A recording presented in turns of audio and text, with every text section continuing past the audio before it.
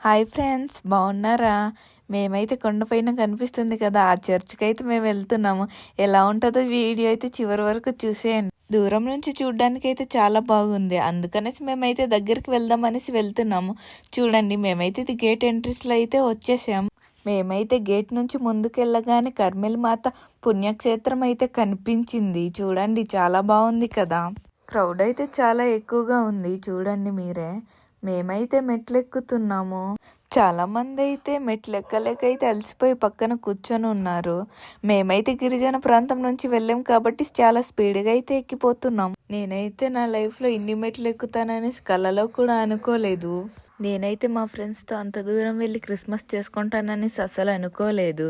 నేనైతే ఎన్ని మెట్లు ఎక్కుతున్నాను కానీ చర్చికి అయితే తొందరగా చేరుకోలేకపోతున్నాను. నాకైతే ఆతృత అయితే చాలా ఎక్కువగా పెరిగిపోతుంది చర్చికి చూడాలి చూడాలి అని.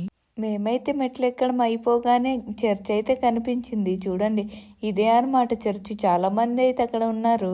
నేనైతే మెట్లు ఎక్కేసి అలసిపోయేసి అయితే నిల్చొని ఉన్నాను. చూడండి, ఈ చర్చ్ అయితే చాలా బాగుంది. ఇప్పుడైతే దగ్గర నుంచి అయితే మీకు చూపిస్తాను. చర్చి లోపలికి అయితే వెళ్ళగానే చూడండి, మంటలు అయితే చాలా ఎక్కువగా ఉన్నాయి.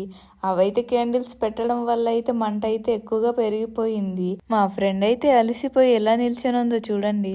ఈ చర్చికి అయితే చాలా మంది వస్తున్నారు. చూడండి, కొంతమంది జనాలు అయితే వస్తున్నారు, కొంతమంది జనాలు అయితే వెళ్ళిపోతున్నారు. కెమెరామెన్ కొంచెం దగ్గరికి రా, ఇక్కడ నుంచి అయితే వ్యూ చూపిస్తాను. చూడండి, చాలా బాగుంది.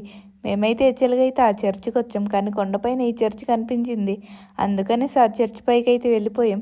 క్యాండిల్స్ అయితే చాలామంది వెలిగించారు. అలానే మా వీడియో నచ్చితే లైక్ చేసి కామెంట్ చేయండి.